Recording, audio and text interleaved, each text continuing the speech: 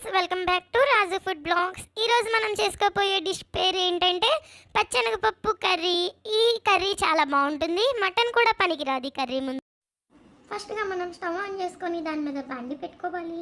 బాండి పెట్టుకున్న తర్వాత అందులో కొంచెం ఆయిల్ కాగనివ్వాలి. అట్లా కాగిన దాంట్లో కొంచెం పచ్చిమిర్చి అండ్ ఆనియన్ వేసుకొని బాగా ఆగనివ్వాలి.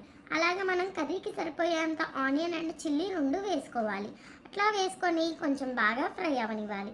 అట్లా ఫ్రై అయిన దాంట్లో కొంచెం పసుపు వేసుకొని బాగా ఫ్రై అవనివ్వాలి.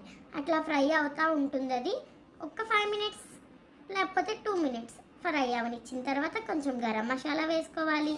ఆ గరం మసాలా వేసుకొని బాగా మిక్సింగ్ చేసుకోవాలి. లేకపోతే గరం మసాలా పచ్చివాసన వస్తుంది, అప్పుడు అస్సలు టేస్ట్ బాగోదు. కాబట్టి పచ్చివాసన రాకుండా గరం మసాలాని ఫ్రై చేసుకోవాలి.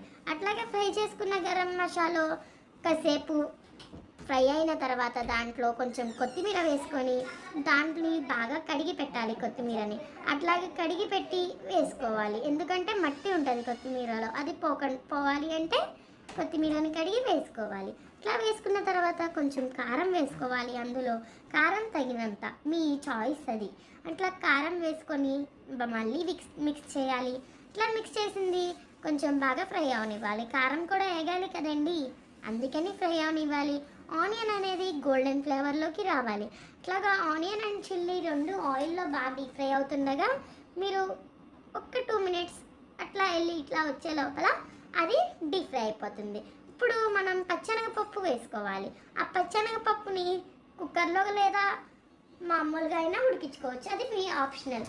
పచ్చెనగపప్పుని ఉడికించినది ఆ కర్రీలో మనం వేసుకొని ఆ తర్వాత కాసేపు అట్లా కలుపుకోవాలి. కలుపుకున్న తర్వాత మన సాల్ట్ మాత్రం పచ్చెనగపప్పు ఉడకదు ముందే సాల్ట్ వేసుకుంటే, అందుకని చెప్పి కొంచెం పచ్చెనగపప్పు ఉడికిన తర్వాత సాల్ట్ వేసుకోవాలి. ఇట్లా సాల్ట్ వేసుకొని కాసేపు ఉడకనివ్వాలి. ఉడికించిన తర్వాత కర్రీలో కొంచెం వాటర్ వేసుకోవాలి. వాటర్ వేసుకొని ఆ తర్వాత పచ్చెనగపప్పు ఉడికిందో లేదో చూసుకోవాలి. ఇట్లా పచ్చెనగపప్పు ఉడికిన తర్వాత కర్రీ కొంచెం దగ్గర పడుతుంది. ఇట్లా బబుల్స్ వచ్చి కర్రీ మొత్తం కొంచెం దగ్గర పడిన తర్వాత ఆ కర్రీని సాల్ట్ సరిపోయిందో లేదో చూసుకొని సాల్ట్ వేసుకోవాలి. సాల్ట్ వేసుకొని కొంచెం ఉడకనివ్వాలి. ఇట్లా కర్రీ మొత్తం దగ్గరికి వచ్చిన కర్రీని బౌల్లోకి తీసుకొని గార్నిష్ చేసుకుంటే ఎంతో రుచికరమైన పచ్చెనగపప్పు curry ready. Thank you for watching. Please like, share and subscribe చేసుకోవచ్చు కదా.